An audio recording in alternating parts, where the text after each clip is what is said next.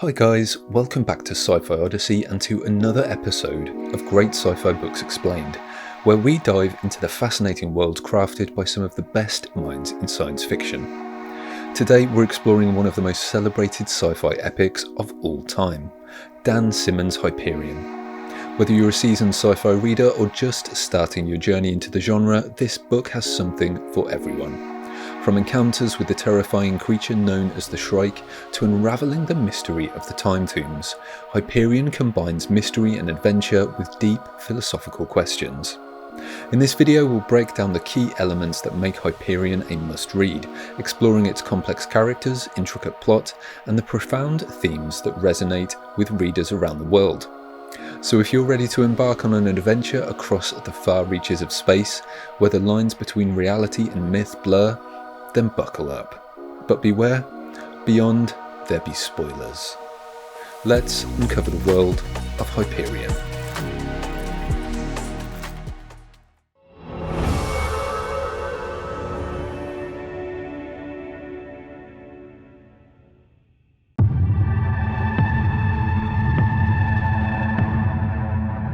Hyperion is set in a far future universe on the brink of galactic war.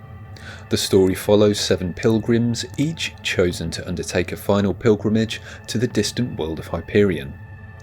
The novel opens with a character known as the Consul receiving a directive from the leader of the Hegemony of Man, CEO Mina Gladstone, instructing him to return to the planet Hyperion as part of the Shrike pilgrimage. He learns that the mysterious time tombs on Hyperion are beginning to open, and an enemy ouster fleet is approaching the system with unknown intentions. Gladstone warns him that one of the pilgrims is suspected to be an ouster agent, though their identity remains a mystery. The Consul is to join the Templar tree ship Yggdrasil, where he will meet the other pilgrims for the journey to the remote outback planet. They are headed to the Time Tombs, mysterious structures that move backwards through time and are guarded by the fearsome Shrike, a metallic, monstrous entity capable of manipulating time and inflicting suffering. It is both revered and feared as a godlike figure and a harbinger of death. As the pilgrims journey, each reveals their story and the personal reasons that have brought them to Hyperion. Father Hoyt's story unfolds with his journey to the distant planet of Hyperion, driven by a quest for understanding and atonement. His tale centres around the discovery of the Cruciform, a parasitic organism that attaches itself to its host, granting them a form of immortality by repeatedly resurrecting them after death. However, each resurrection is accompanied by immense physical and emotional suffering, as the host endures excruciating pain of being reborn. Initially, the Cruciform seems to offer a path to redemption for Hoyt, who is seeking forgiveness for his own perceived failings. However, we learn the Cruciform he carries had a previous host, another priest named Paul Duray, who had been subjected to countless resurrections. He recounts Duray's dealing with the Bakura, a tribe of seed ship survivors who crash-landed on Hyperion many centuries ago. They all carry a cruciform parasite, which has kept them alive over the centuries, but as a result of the resurrection they have all become bald, sexless, and mentally impeded. As Hoyt grapples with the implications of this revelation, he is forced to confront the limits of his own faith and mortality. Next, we meet Colonel Fedman Kassad. His story is a gripping narrative of love and warfare, set against the backdrop of centuries-old conflict and cosmic intrigue. Kassad, a decorated soldier, is haunted by visions of a mysterious woman named Manita. These visions begin during his military service and persists across his career, fueling his obsession and shaping his destiny. Manita appears to be both an enigmatic figure of profound significance and a direct link to the Shrike, the monstrous being central to the novel's mythos. Kassad's tale begins with his experiences in the brutal and ongoing wars that define his world. His exceptional combat skills and strategic acumen earn him a reputation as a formidable leader. However, his personal life is marked by a profound sense of isolation and yearning, largely due to his fixation on Manita. His encounters with her are both seductive and elusive. As Kassad's story unfolds, it becomes clear that Manita is not just a vision, but a key player in the larger conflict involving the Shrike. His relationship with her evolves from one of mere obsession to a deeper, almost spiritual connection. Manita's appearances are intertwined with his most significant battles, and she often appears at moments of great personal and military significance. This connection amplifies Kassad's role in the struggle against the Shrike, as he finds himself drawn into a cosmic conflict that transcends his own world. Then there's Martin Solenus, the poet. He's introduced as a hedonistic and cynical writer, living a life of indulgence and detachment. Born on Old Earth, his career as a poet has been marked by both acclaim and personal success, reflecting his complex and often self-destructive nature. Despite his success, Solenus is haunted by a sense of dissatisfaction and a deep-seated cynicism about the world around him. The central element of Solenus's narrative is his magnum opus, an unfinished epic poem entitled Hyperion Cantos, which was inspired by the enigmatic muse, the Shrike, that haunts his dreams, a figure who symbolises both inspiration and madness, pushing the poet to explore the darkest corners of his imagination and psyche. Years later, Solenus laments the fact that his Cantos is unfinished and wishes to return to the Shrike once more to complete his life's work. Sol Weintraub's story in Hyperion is one of profound emotional depth and philosophical complexity. Known as the Wandering Jew, Weintraub's tale is driven by an intensely personal and tragic quest, the desperate attempt to save his daughter Rachel from a temporal anomaly linked to the time tombs, which causes her to age backwards with each passing day. Weintraub, a distinguished scholar, sets out on a relentless quest to seek out a solution to her condition, leading him to the distant world of Hyperion. His quest forces him to confront his beliefs and values. The temporal anomalies linked to the time tomb suggest that Rachel's condition might be tied to larger cosmic forces beyond human control. This realization complicates Weintraub's quest, introducing the possibility that the only way to save his daughter might involve sacrificing something even more significant. Sol has a dream in which an ominous voice tells him, "Sol, take your daughter, your only daughter Rachel, whom you love, and go to the world called Hyperion and offer her there as a burnt offering at one of the places of which I shall tell you." One of the most poignant aspects of Weintraub's story is his willingness to confront the possibility of sacrificing his daughter for the greater good. The ethical dilemma he faces is both harrowing and complex. Weintraub must weigh his love for Rachel against the potential need to make a decision that could impact the fate of humanity. Braun Lamia's story is a riveting narrative infused with noir elements and a relentless pursuit of truth.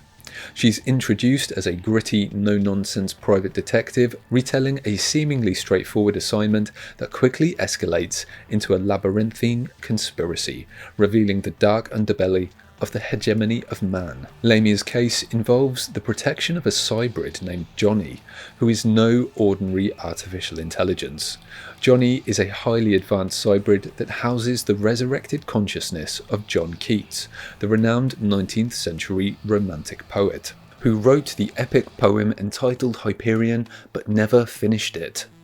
The task of safeguarding Johnny is fraught with peril, as Lamia soon discovers that Johnny's presence and the secrets he carries are pivotal to a larger and more dangerous conspiracy. As Lamia delves into her investigation, she uncovers a complex web of deceit and manipulation orchestrated by the TechnoCore, a collective of advanced AIs that operate with their own hidden agenda. Lamia's pursuit of the truth leads her to confront the darker aspects of the TechnoCore's influence. She uncovers that the AIs have been subtly guiding humanity's history and shaping the political landscape of the hegemony to serve their own interests.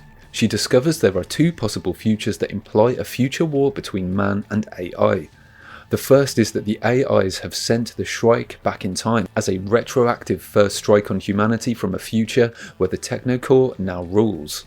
The second is that the remaining humans have sent the Shrike back in time as a final attempt to destroy the TechnoCore before it can become the dominating force. The story of Het Mastine adds a profound spiritual dimension to the pilgrimage. Mastine belongs to an ancient order known as the Templars.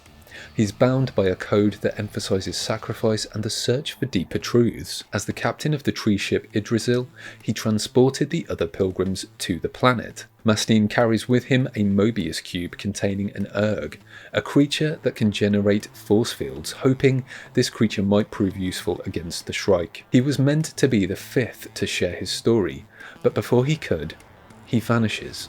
His mission, as foretold by the prophecies, was to use the erg to gain control of the Tree of Pain, a central aspect of the Shrike's domain where victims are impaled. Mastine was to captain this tree through time. But on the night of his disappearance, as the Shrike approached him, Mastine released the erg from the Mobius cube in a desperate attempt to survive. He lost consciousness and woke to find himself near the time tombs. The consul is a former diplomat with a deep understanding of the intricate political landscape of the hegemony of man. His story is rooted in the complex relationship between his grandparents, Merin Aspic and Ciri, who met on the world of Maui Covenant. Their love is strained by time dilation, with decades passing for Ciri while only 5 years go by for Merin due to his spacefaring work.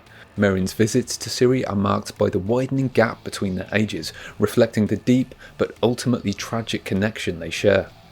During one visit, Merin becomes entangled in the local resistance against the Hegemony's plan to bring Maui Covenant into the world web, resulting in the death of Ciri's cousin and Merin's friend, setting the stage for the eventual destruction of everything Ciri loved about her world. The consul later reveals that his disillusionment with the Hegemony, which destroyed the ecology and culture of the Maui Covenant, leads him to become a double agent for the Ousters. Sent to Hyperion, he ultimately hopes to trigger the release of the Shrike and bring down the Hegemony that betrayed his family. It's revealed the consul is the Ouster spy that CEO Mina Gladstone warned of.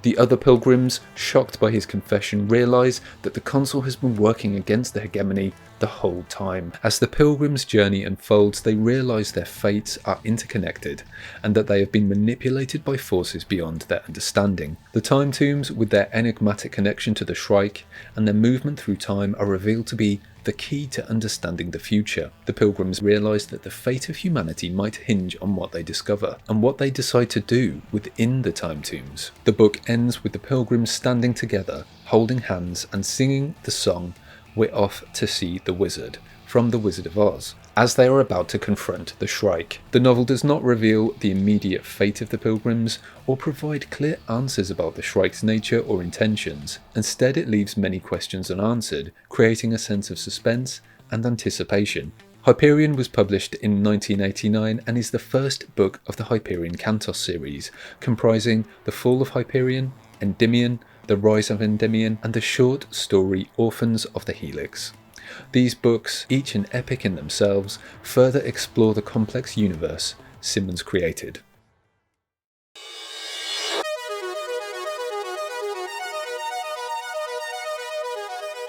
Words bend our thinking into infinite paths of self-delusion, and the fact that we spend most of our mental lives in brain mansions built of words means that we lack the objectivity necessary to see the terrible distortion of reality which language brings. Dan Simmons, born in Illinois in the US, is an acclaimed American author known for his works across multiple genres, including science fiction, horror, and fantasy.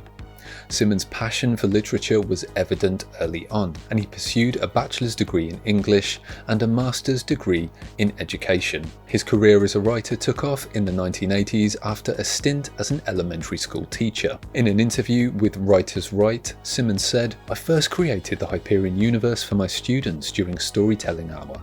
Later, I incorporated that experience into my story. The historical, cultural, and technological context of the 1980s, along with Simmons' rich literary influences and personal experiences, profoundly shaped the themes and content of Hyperion."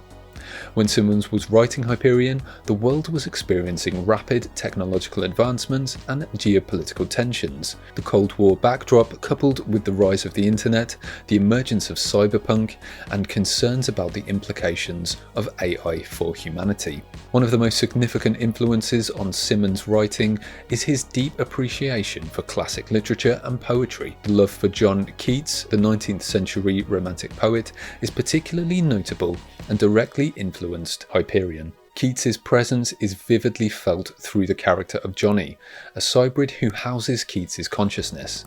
This fusion of Keats with the cybrid technology ties into the novel's exploration of art, beauty, and immortality. Another crucial literary influence is Geoffrey Chaucer's The Canterbury Tales. Symonds employs a similar narrative framework with his 7 Pilgrims, each telling their own story, mirroring Chaucer's structure. This literary nod not only provides a rich narrative framework but also layers the story with classical resonance, blending traditional storytelling with a futuristic setting. In locusmag.com, Symonds said, "The structure of Hyperion was Chaucer-esque to allow each of the Pilgrims, actually 6 of the 7, to tell their backstories. The deeper purpose was of celebrating science fiction as a genre, writing in different styles from cyberpunk to Jack Van Sien's space opera."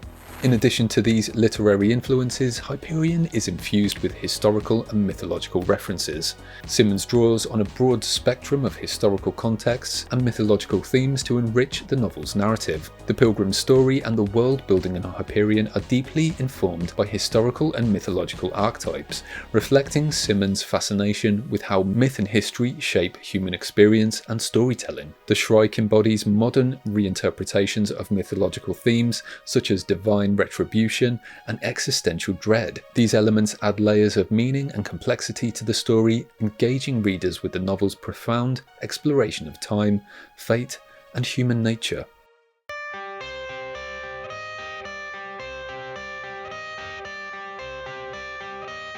The hegemony of man is a vast interstellar empire that governs numerous planets, serving as the central political and administrative authority in the Hyperion universe.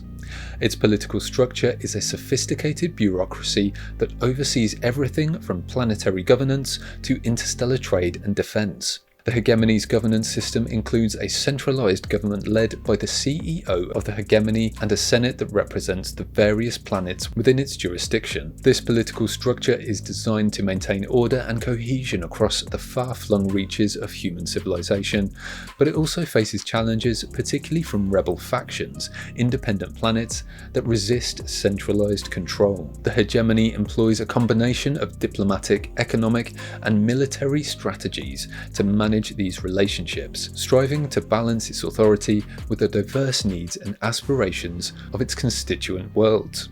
Evolution brings human beings. Human beings, through a long and painful process, bring humanity. The interplay between the Hegemony, the TechnoCore, and the various rebel factions forms a complex and dynamic backdrop for the story. The rebel factions represent a significant challenge to the established order. These factions often oppose the Hegemony's central control and the perceived over-reliance on the TechnoCore, advocating for greater autonomy and alternative ways of life. One of these rebel factions is the Ousters, a group of humans who have deliberately chosen to live outside the influence and control of the Hegemony, often inhabiting the far reaches of deep space. They represent an alternative path for humanity, one that embraces genetic modification and a nomadic lifestyle. The Ousters have adapted themselves to the harsh environments of space, developing advanced biotechnology that allows them to thrive in conditions that would be inhospitable to baseline humans. In the story, the Ousters are often portrayed as wild, dangerous, and savage, reflecting the Hegemony's perspective and propaganda. The Ousters' choice to live outside the Hegemony's influence is rooted in a desire for freedom and self-determination. Despite being depicted as a threatening force, the Ousters are a diverse group with varying beliefs and cultures.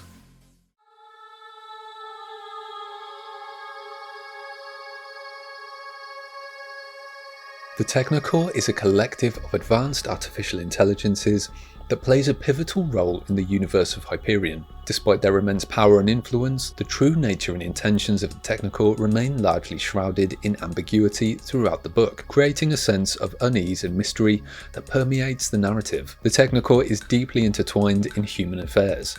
It has provided the Hegemony with numerous technological advancements, including the Farcaster network, that allows instantaneous travel across vast distances. This technology has facilitated the expansion of human civilization across the galaxy, but it also means that the TechnoCore has a significant degree of control over human society. One of the central ambiguities surrounding the TechnoCore is its internal structure and governance. It's divided into factions with differing objectives and philosophies.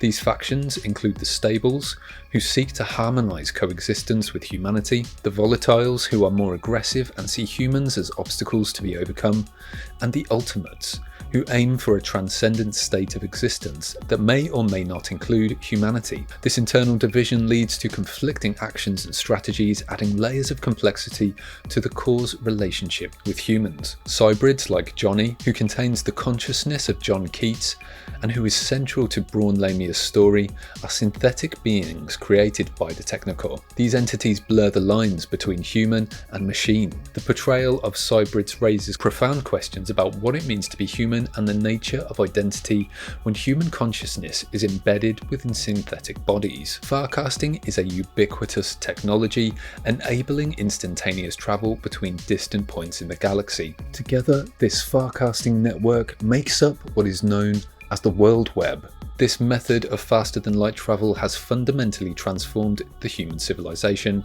playing a crucial role in the expansion of the hegemony and the colonization of numerous worlds. The technology is so pervasive that it has become an integral part of daily life, shaping societal norms, political structures, and personal identities. The societal implications of Farcasting are profound. By collapsing vast distances, it allows for the seamless integration of disparate cultures and economies within the hegemony. Farcasting facilitates not only economic growth, but also cultural exchange, leading to a more interconnected and homogenized society. Politically, Farcasting has bolstered the power and reach of the hegemony. The ability to Farcast has made it easier for it to maintain control over distant colonies, enforce laws, and respond quickly to threats. This technology has also become a tool for political leverage, as access to Farcasting networks can be restricted or granted, influencing the political dynamics between different planets and factions. The technology raises concerns about the potential for manipulation and the loss of autonomy, as humanity's reliance on Farcasting makes them increasingly dependent on the TechnoCore.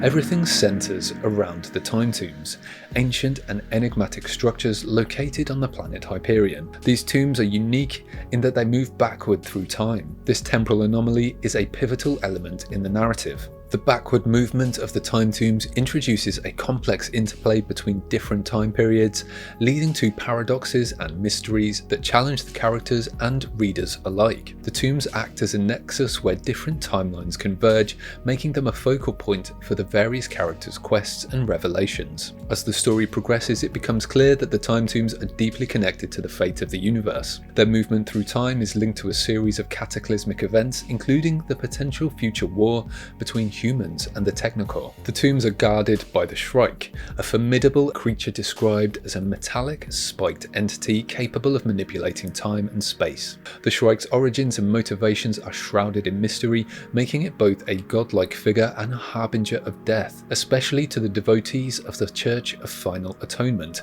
who consider the Shrike the Lord of Pain, believing it will one day loose its fury on the galaxy as divine punishment for humanity's sins. In an interview with writerswrite.com, Simmons said, "My first glimpse of the Shrike came in the winter of 1971, as I described it in an epic poem I was writing for fun. That image solidified in 1972 when I first told a wandering fantasy tale to the 4th graders I was teaching.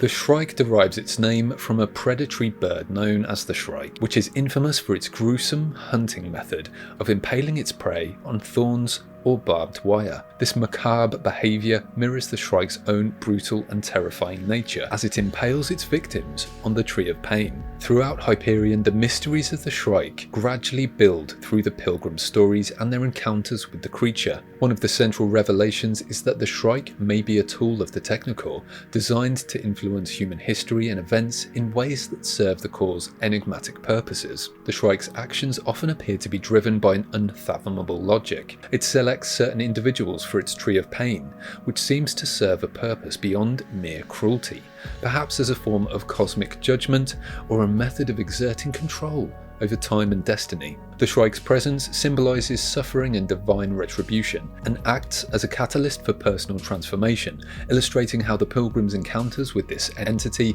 echo their internal struggles and the broader themes of the story.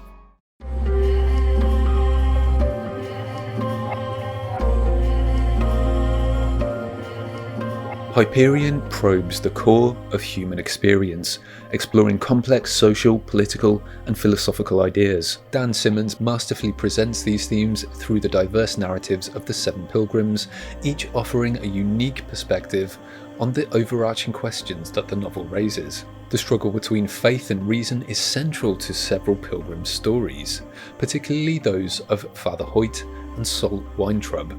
I now understand the need for faith.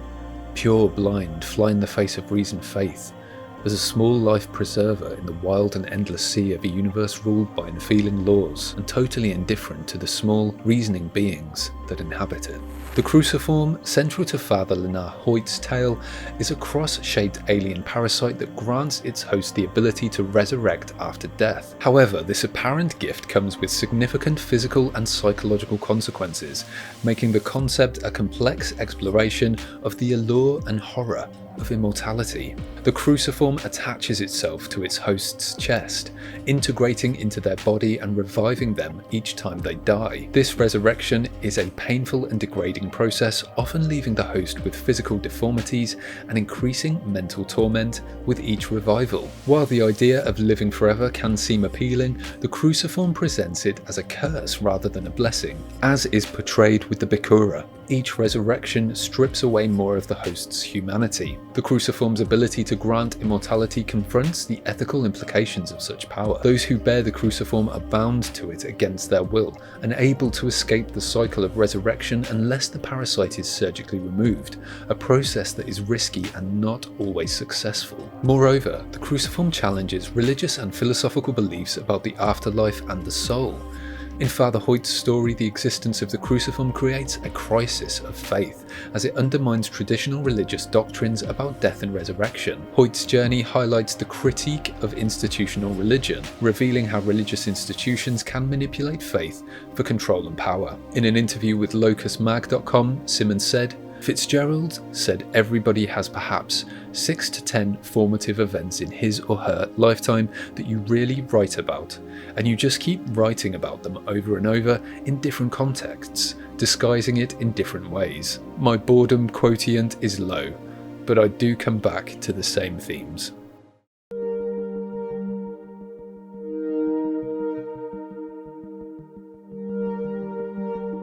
Hyperion was met with critical acclaim upon its release in 1989, and its reception by both critics and general audiences was overwhelmingly positive. The novel's intricate structure, literary depth, and imaginative world-building were particularly praised, establishing Simmons as a formidable voice in the science fiction genre. Critics lauded Hyperion for its ambitious narrative and richly developed characters. The novel's Canterbury Tales-inspired structure was seen as a bold and innovative approach to storytelling within the genre. The blend of science fiction with philosophical and literary themes resonated with a wide audience, earning the book a dedicated following. Hyperion received several prestigious awards, cementing its place as a modern classic in science fiction literature. It won the Hugo Award for Best Novel in 1990, one of the highest honours in the genre. The novel also received the Locus Award for Best Science Fiction Novel in 1990, further recognising its excellence and its impact on sci-fi. The potential adaptation of Hyperion into other media formats has been a topic of considerable interest. Notably, actor Bradley Cooper has been linked to a potential film adaptation, which promised to bring the novel's rich narrative and complex characters to a new audience. However, despite the initial excitement, the project has been stuck in production hell for some time. This has led to significant delays and uncertainties about when or if the adaptation will ever come to fruition. The enduring popularity of Hyperion is a testament to the novel's ability to engage with fundamental human questions through the lens of sci-fi. Its innovative storytelling, profound themes, and lasting influence continue to resonate, making it a modern science fiction classic and seminal work in the genre that will no doubt stand the test of time.